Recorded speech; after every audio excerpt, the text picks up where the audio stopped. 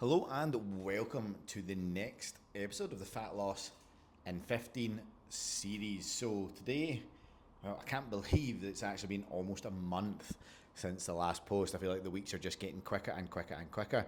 And as I'm recording this on the 30th of June, tomorrow will be the halfway point of the year, which in my eyes is absolutely ridiculous. Can't believe how quickly the start of the year has gone by. But I did read something the other day saying that as of the 2nd of July, so that'll be 2 days' time on Wednesday when this episode goes out, and that is we will be closer to 2050 than we are to the millennium, because we'll be in the tail half of the 25 years, which is blowing my mind. And I can still remember celebrating the millennium down William Wood Park West, down at my uncle's house, and we were on the top floor watching all the fireworks. And how old was I? I was 9 years old.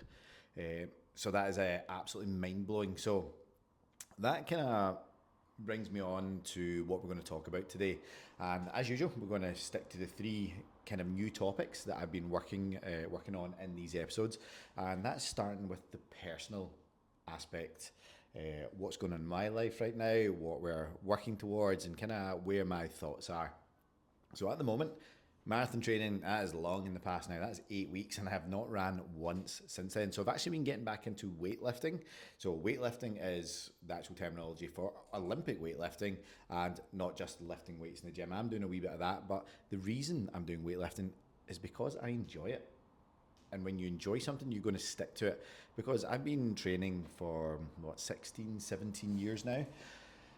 And just the basic movements of your squats, your deadlifts, your leg extension, leg press, lat pull downs, they all get a wee bit samey and a wee bit boring. And because my job is in the fitness world and I am in a gym all day long, I double down on it even more. I'm helping people learn how to deadlift all day and learn how to do squats.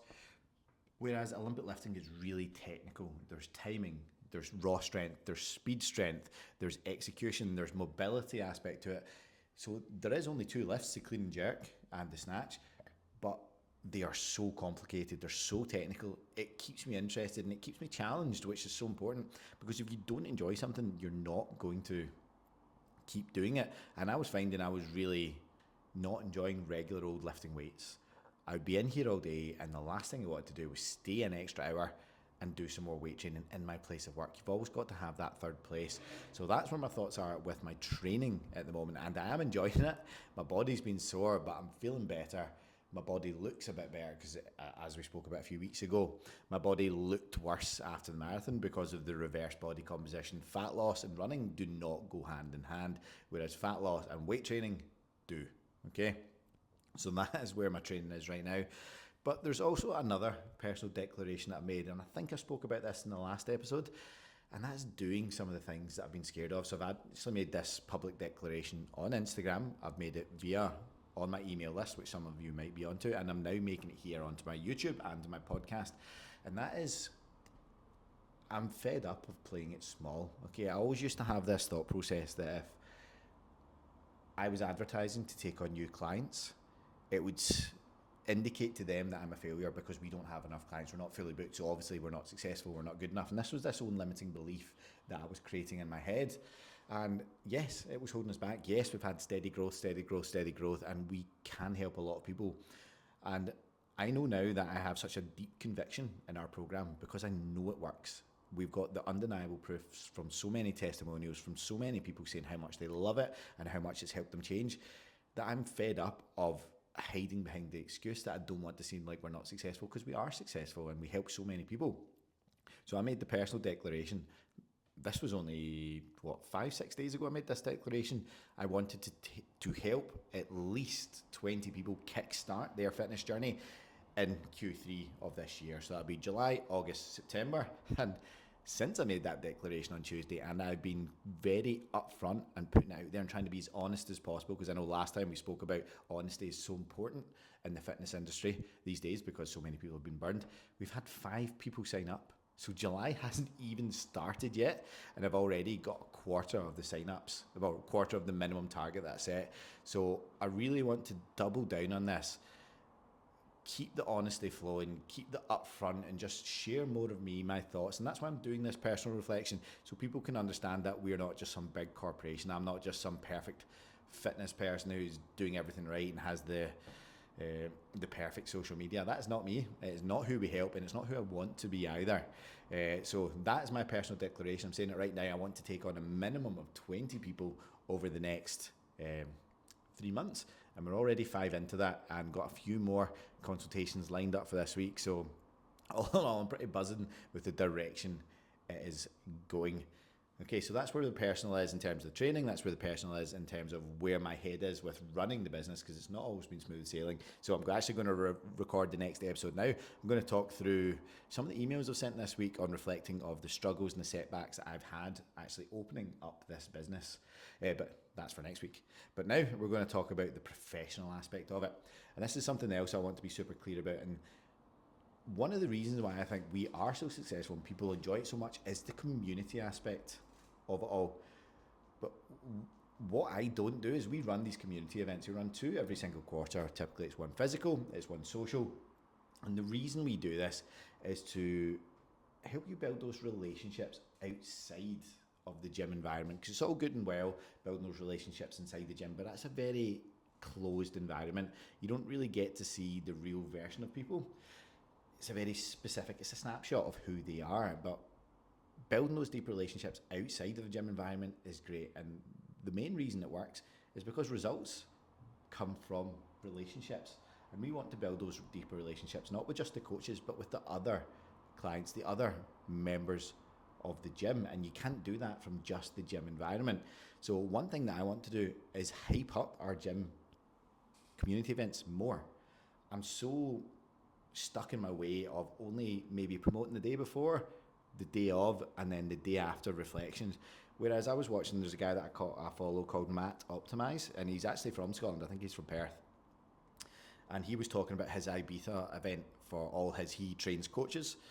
And he honestly spoke about it every single day for about 3 weeks prior. And then he absolutely spammed us with Ibiza while he was there. And then the reflections for a week after. And at no point did I think that he was just harping on about it. If anything, it created created that FOMO for me, that I was like, I would have loved to have done that.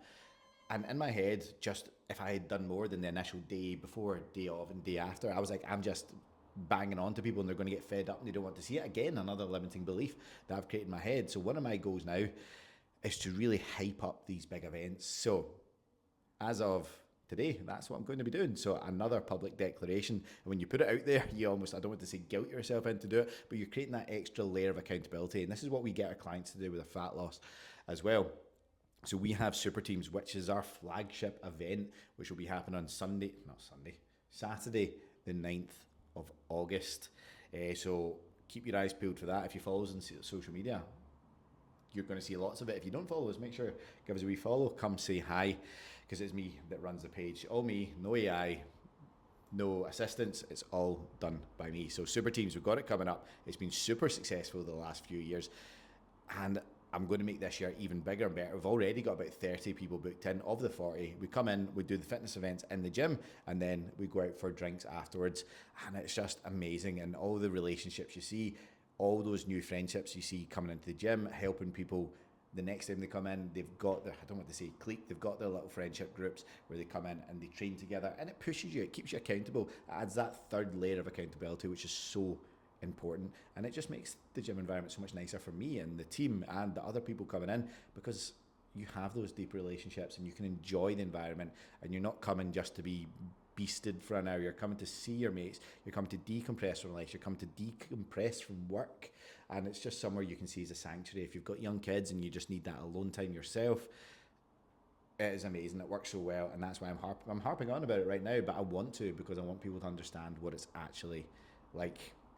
Okay, that is the personal side, that is the professional side. Now we're going to talk about the fat loss side of the podcast, and we are now in the summer holidays. Schools have stopped, we have loads of clients going on holiday, and one thing that I've seen over the last decade of coaching is when people go on holiday, they have this mindset of all or nothing, and they come back and they've done nothing for 2 weeks, they're riddled with guilt, The first session, they feel like shit, they feel sick, they feel awful, and that kills any sort of momentum.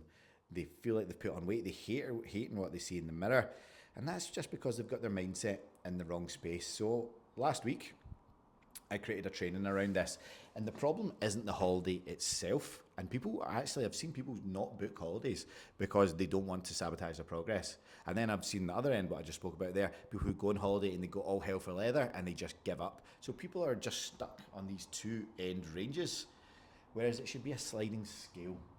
And we always say, if you're going on holiday and you don't want to sabotage your progress, but you want to relax and still stay fit, stay healthy, it's all about what you're willing to sacrifice.